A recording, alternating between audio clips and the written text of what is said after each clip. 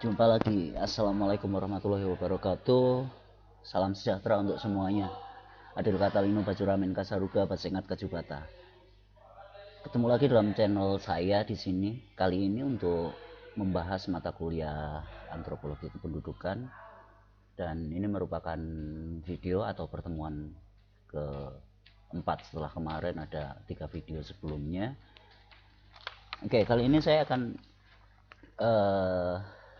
menceritakan lagi. Kalau kemarin yang terakhir tentang tantangan metodologi antropologi kependudukan, jadi ada kombinasi antara pertemuan dua disiplin ilmu dengan paradigma yang sangat-sangat berbeda, itu memunculkan tantangan-tantangan baru juga untuk menghadapi atau untuk menjawab dan menjelaskan segala permasalahan secara kultural tentang fenomena-fenomena demografi di sini. Yang dapat dengan mudah kita ingat, fenomena demografi itu apa? Fenomena demografi di sini saya ingatkan sekali lagi: lahir, mati, dan migrasi. Jadi munculnya manusia, hilangnya manusia, perginya manusia, dan datangnya manusia di suatu wilayah tertentu, di suatu tempat tertentu. Oke, jadi ya mereka mungkin kalau kelahiran bisa direncanakan, kalau kematian itu biasanya mendadak. Oke, di sini berikutnya saya akan sedikit menceritakan latar belakang penelitian-penelitian empiris di subdisiplin ilmu demografi antropologi, atau yang sering kita sebut antropologi kependudukan di sini. Jadi memang setelah kita banyak mengalami tantangan pertemuan antara pendekatan skala yang luas, jumlah yang besar, sehingga mau tidak mau kita harus mengkuantifikasi atau membuatnya menjadi hitungan-hitungan jumlah, perbandingan jumlah, dan seterusnya. Dan juga akhirnya bertemu dengan sebuah cara pandang ilmu yang mempelajari di skala wilayahnya sangat sempit, jumlah informasinya pun juga, sumber datanya di sini hanya beberapa orang saja, hanya khusus mereka-mereka yang tahu, mereka-mereka yang mengalami, atau kalau dalam sudut pandang kita, mereka bisa kita katakan pelaku budaya atau pelaku kehidupan sehari-hari di sini, yang mengalami kehidupan keseharian. Ada juga kita bilang aktor mungkin. Dan jika dia adalah seorang tokoh, dia bisa kita sebut agen dan beberapa orang. Dan walaupun dia hanya satu atau dua orang atau sekelompok kecil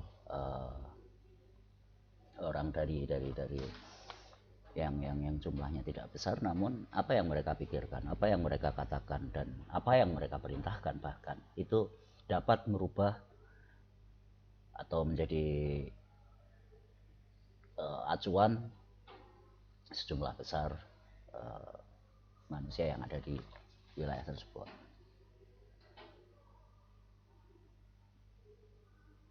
Oke, dan di sini penelitian empiris di demografi antropologi ini memang banyak hal yang sudah menunjukkan beberapa kontribusi dari penggambaran sebuah populasi yang sudah pasti. Dalam satu populasi itu jumlahnya cukup banyak, dan tapi di sini hanya bisa digambarkan dengan sebuah penjelasan yang mendalam, dan biasanya di sini digunakan untuk menjelaskan sesuatu yang berbeda dari sebuah populasi tersebut, atau kalau kita katakan dari homogenitas populasinya, dia adalah sesuatu yang berbeda. Dia bisa disebut devian, atau ada sejumlah kecil di antara populasi yang besar itu berbeda. Dan jawabannya mengapa mereka tidak sama, mengapa mereka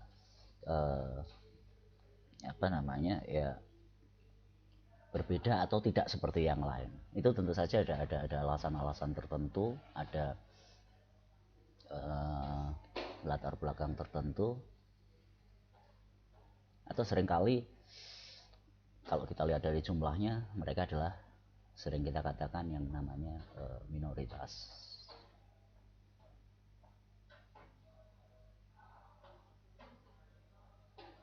Di sini ada beberapa hal dan pembahasan pertama tentang penelitian empiris demografi antropologi di sini. Yang pertama mungkin yang saya katakan tadi, kelahiran, bagaimana munculnya seorang manusia baru, dan tentunya yang satu, walaupun satu saja yang muncul, tetapi itu sudah menentukan perubahan. Ada satu manusia lagi yang lahir, ada satu titik di antara populasi yang besar itu yang muncul lagi, itu di satu tempat yang tertentu, belum di wilayah-wilayah lain, belum di muka bumi ini. Karena beberapa secara kuantitatif ini ada, misalnya seperti ada sebuah penggambaran dalam 1 jam berapa bayi yang lahir di dunia ini, dan itu tentu saja ya merupakan hal yang merubah istilahnya, merubah struktur demografi tadi, merubah jumlah populasi tadi. Oke, fertilitas. Fertilitas itu apa sih? Fertil, subur. Tapi jangan dikaitkan dengan istilah kesehatan, karena nanti fertil dan steril di istilah kependudukan dengan istilah di kesehatan itu sangat-sangat berbeda. Kalau steril kan bebas kuman, tapi kalau steril dalam konteks kependudukan itu artinya tidak bisa bereproduksi, tidak bisa menghasilkan manusia baru. Oke, nanti fertilitas ini akan lebih menarik lagi ketika kita membahas tentang seorang bayi yang lahir dari sudut pandang kultural. Ini nanti berkaitan dengan reproduksi.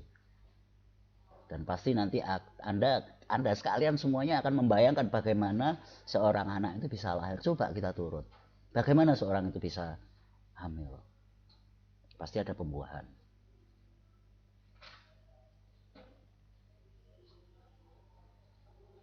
Selain ada pembuahan, ada prosesnya dong, bagaimana dua sel itu bisa bertemu. Nah, kita tarik ke belakang lagi. Sebelum sel itu bisa bertemu, itu sangat kultural sekali. Walaupun secara biologis semuanya hampir-hampir sama. Bahkan pada tumbuhan. Tapi bayangin aja, Anda sering tidak ngintip kucing kawin? Nah, bagaimana dengan manusia? Nah, kalau kucing ya gitu-gitu aja, suaranya yang seperti itu, panik. Saya dulu waktu masih kecil juga malah melihat itu sebagai sebuah perkelahian. Tapi ternyata itu kalau kucing sedang gombal-gombalan itu macam kayak gitu. Oke. Apa namanya? Nah, disitulah kulturalnya. Umur Anda udah berapa sekarang? Anda sudah menjalani SMP, SMA. Saya yakin kalian udah akil balik.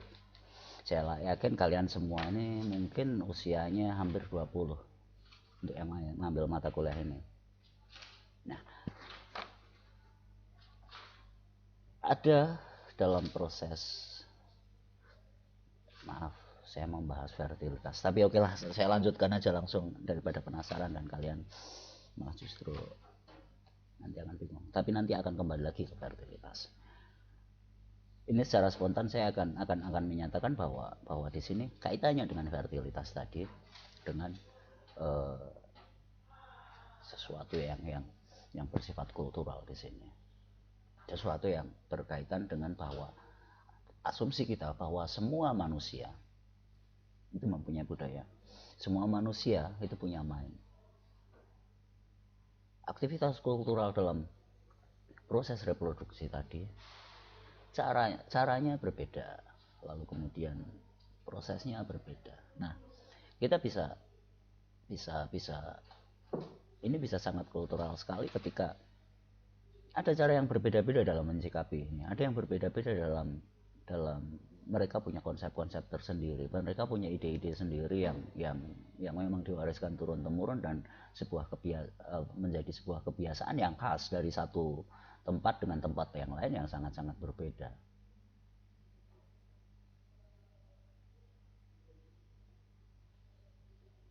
Konsep-konsep yang mendasar yang mungkin paling sering dan akrab kita jumpai seperti konsep banyak anak banyak rezeki di masa yang lalu. Tapi apakah pada masyarakat modern setelah industrialis ini konsep itu masih tertanam di masyarakat atau manusia-manusia?